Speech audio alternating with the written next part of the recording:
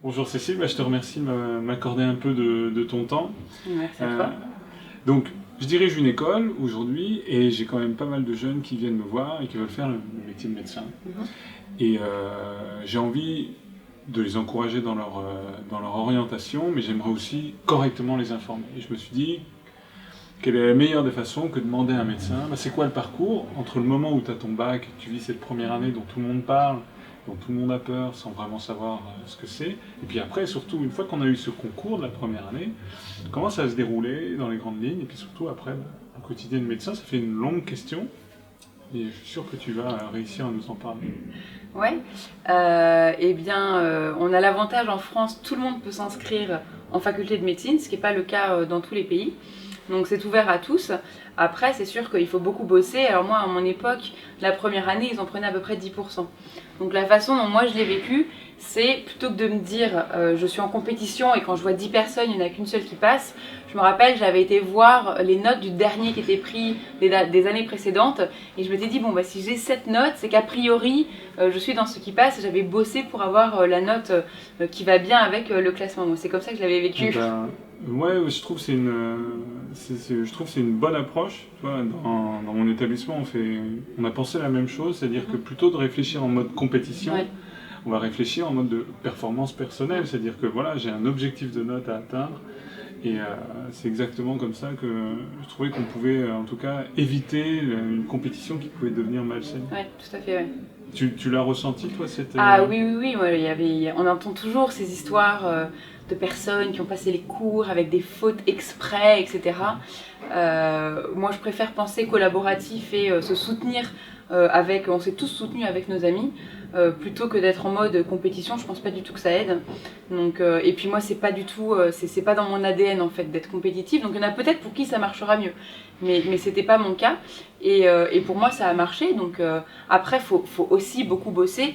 Et dans le bosser beaucoup, je pense qu'il faut aussi faire attention à pouvoir prendre des pauses.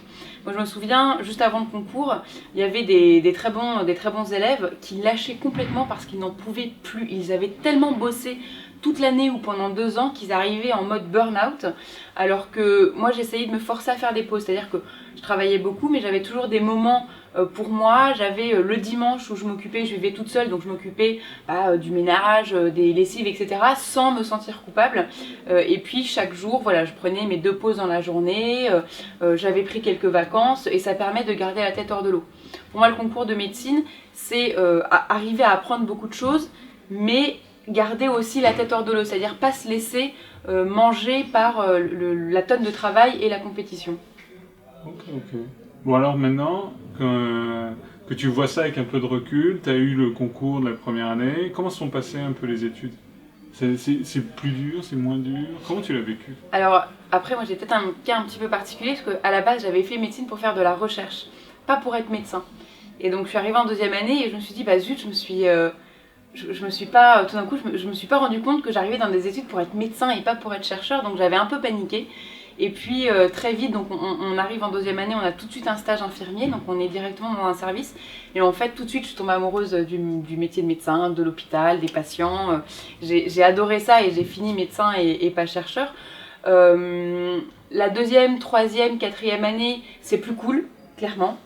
Le message, c'est peut-être pas de dire que j'ai beaucoup fait la fête en deuxième et en troisième année, Et par rapport à la mais première? voilà, par rapport à la première, il y avait une vraie différence. Et puis après, graduellement, à partir de la quatrième année, on prépare l'internat, le concours de l'internat.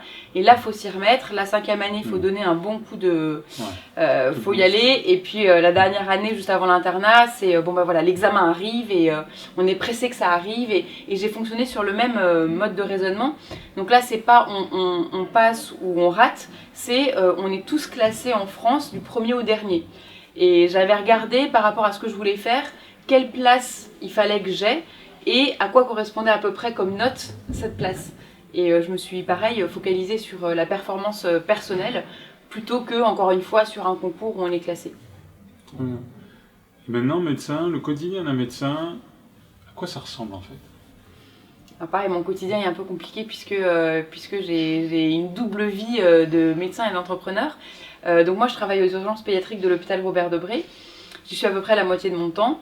Et Alors les urgences, bon bah voilà, hein, des fois j'ai des journées qui sont simplement 8h, 18h30 et des fois c'est 8h minuit. Donc c'est 18 heures d'affilée, je m'arrête pour manger si j'ai le temps de manger, mais j'aime tellement ce que je fais que c'est super.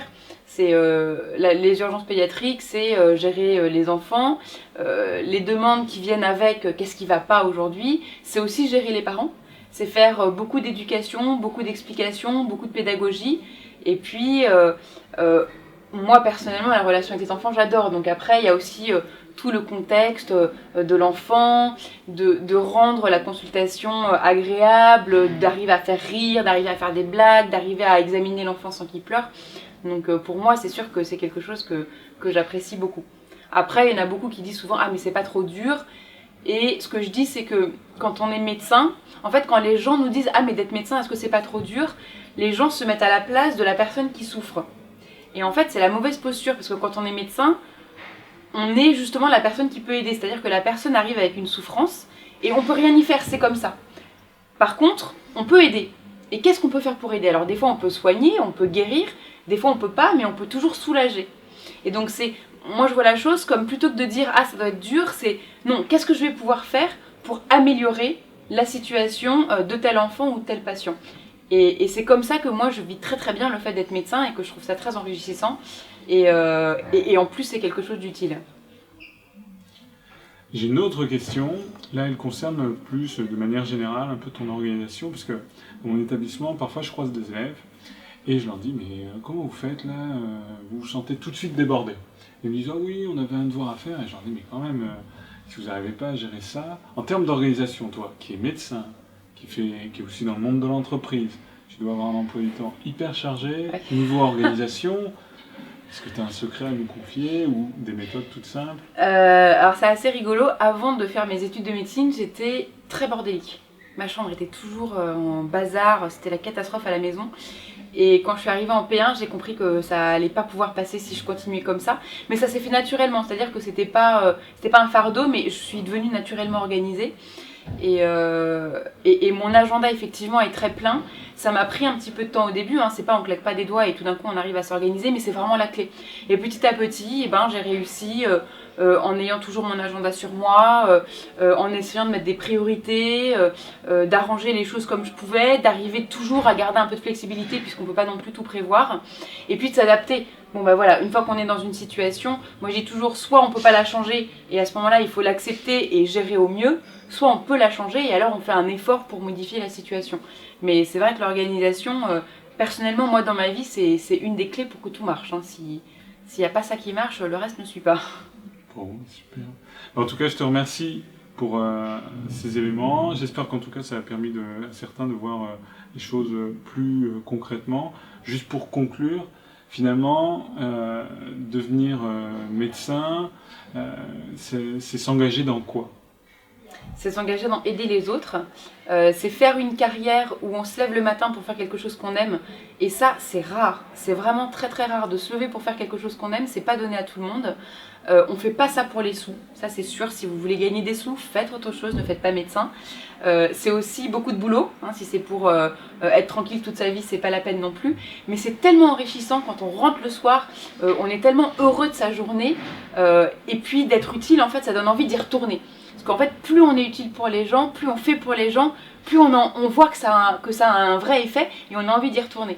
Donc c'est vraiment, c'est très enrichissant sur le plan personnel et professionnel. Donc moi, pas de souci, je le recommande, il faut faire ce qu'il faut, mais ça vaut le coup. Super, je te remercie pour tout ça. Merci à toi.